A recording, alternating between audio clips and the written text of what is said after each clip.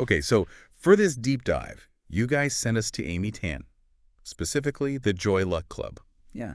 And we did our homework, we read it, we looked around. What a book. Yeah, it's really something. I mean, Amy Tan is just so good at getting into that sort of clash between Chinese and American cultures, right? And especially within families. Yeah, absolutely. And I think, the Joylet Club is really where it all started, her debut, right? Yeah, and still, I mean, it's published a while ago now, but wow, it's still so relevant. Absolutely. So what we really wanted to do with this deep dive is, I mean, yeah, you can read a summary anywhere, right?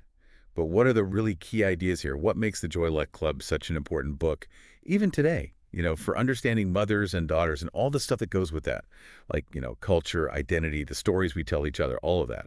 So I guess to start, the structure of the book itself is kind of interesting, right?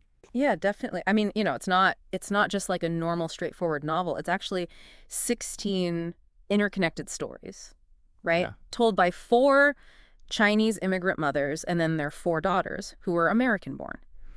Yeah. And so you get all these voices, and it's not just about what happened, but how they all see it. Like, whose truth is the real truth. Right, right. Because you get like basically the same family history, the same big moments, but seen from 8 different points of view. Exactly. Like looking at I don't know, like a diamond from all these different angles. Right. And you see how much, I mean, it's amazing how much people can misunderstand each other, even Yeah. in the same family, right? But, Especially when you add in culture and, the difference between generations and all of that. And then, of course, there's the Joy Luck Club itself, right? Right. Yeah, the Joy Luck Club. It's not just, where they meet up. It's really important. Like, it's kind of an anchor, for the mothers, especially in America, Mhm. a way to connect to their culture, to their past, to something familiar. Yeah. And that's where a lot of all that mother-daughter tension, that's where it really comes out. Yeah, and intense is the right word.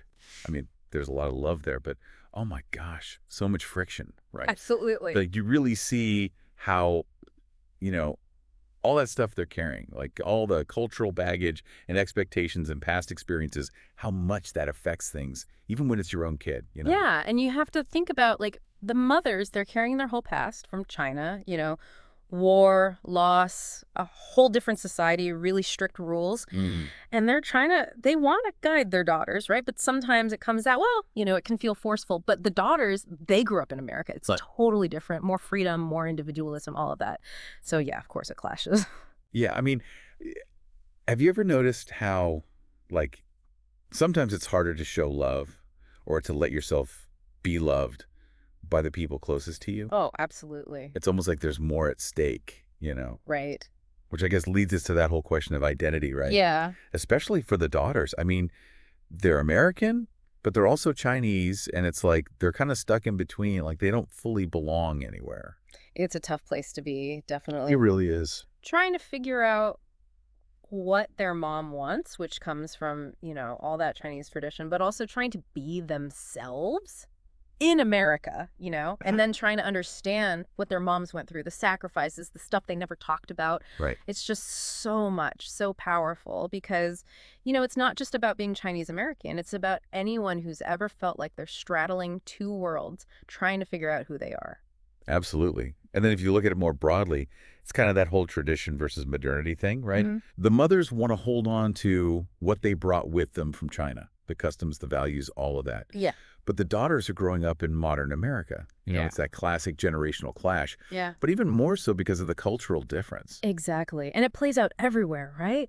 Yeah. Like, what kind of job should you have? Who should you marry? How should you raise your kids? The mothers are worried their daughters are losing their heritage, maybe even, being disrespectful. And the daughters, they feel like their moms are stuck in the past, too strict, too old-fashioned. Right, right. But it's interesting because, I mean, this isn't just an immigrant thing, right? It's something a lot of families deal with, just on a smaller scale, maybe. Yeah. Every generation is different. Every generation rebels a little bit. Totally. Yeah. And what I find so fascinating is how Amy Tan uses like memory and storytelling Yeah. to try to bridge that gap. Yes. The mothers, they start sharing their stories Mm. about China, and some of it's really personal, even painful, stuff they never talked about before. And it's so important for the daughters to hear that because suddenly they can understand their mothers better, their choices, their strength, where they're coming from, you know? Right. And it's through those stories that they start connecting to their heritage, to their own past, in a way. Yeah. It's amazing how stories can do that, right? Yeah. How they can like heal things and build understanding even between generations. I mean, have you ever like heard a story and it just, I don't know, it just changes how you see things? Oh, yeah, absolutely, for sure. It's like a light bulb moment. And then there's also this whole idea of luck and destiny, right? That runs through the book. Hmm. The mothers, because they've been through so much, so much change and uncertainty, they really believe Hmm. in fate, in things you can't control. Right, right. And you see that in the way they, like, they have all these superstitions and how they see things that happen. Yeah, like they talk about chi, that Yeah. energy that flows through everything, and Tillman's good and bad science, all of that. Exactly, because, their whole lives, they haven't always had a lot of control. Things just happen. But their daughters, they grew up in America where it's all about, you can be anything, you can achieve anything. So they have a different view, right? Mm. They believe in making their own luck. And so it's this tension between like accepting what life throws at you and trying to shape your own destiny. It really makes you think about, like, what do you believe?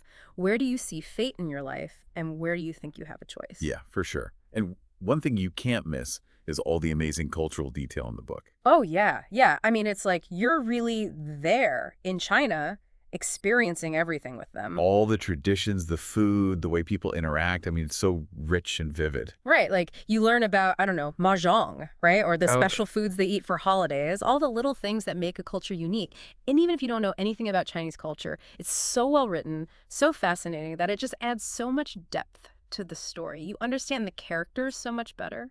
absolutely. And stepping back a little bit, when the Joy Luck Club came out, it was a huge deal for Asian American literature. It really It was. brought these stories, these experiences to a much wider audience. It was like it opened the door for more diverse voices to be heard. Yeah, Huh. absolutely. Yeah, And it started conversations about, identity, about being an immigrant, about the secrets families keep, especially immigrant families. It showed these stories weren't just for, a small group of people. They were human stories. Everyone could relate to them. And then, of course, the movie came out and even more people saw it. It just had a huge impact. totally. So if you're listening and all this has really resonated with you, there are some other great books you might want to check out. Pachinko by Minjin Lee, another like epic story about immigration and family, Mm. and Celeste, and she's written some amazing stuff like Little Fires Everywhere, which is all about mothers and culture and class and all that. Right. And there's Interpreter of Maladies by Jhumpa Lahiri, really beautiful short stories about the immigrant experience. And Everything I Never Told You, also by Celeste Ng, and then Snowflower and The Secret Fan by Lisa C. Both of those really get into like family secrets, cultural heritage, and the bonds between women, especially across generations. Yeah, good picks. So to kind of wrap up our deep dive into the Joy Luck Club, I mean, we've really gone deep, right? The structure of the book, the way it explores those mother-daughter relationships, the whole identity thing, trying to balance two cultures, and then the pull of tradition versus modern life and how powerful storytelling can be. And of course, its impact. I mean, this book really changed things. It did. And so I guess thinking about all these stories, all these different perspectives in the Joy Luck Club, have you ever thought about your own family history? Like what might be hidden there? Maybe there are stories that haven't been told or stories you've only heard part of. And if you really dug into them, you might learn something surprising, something that helps you understand yourself and your family even better. It's amazing what you can find when you start looking, in those little forgotten corners of the past.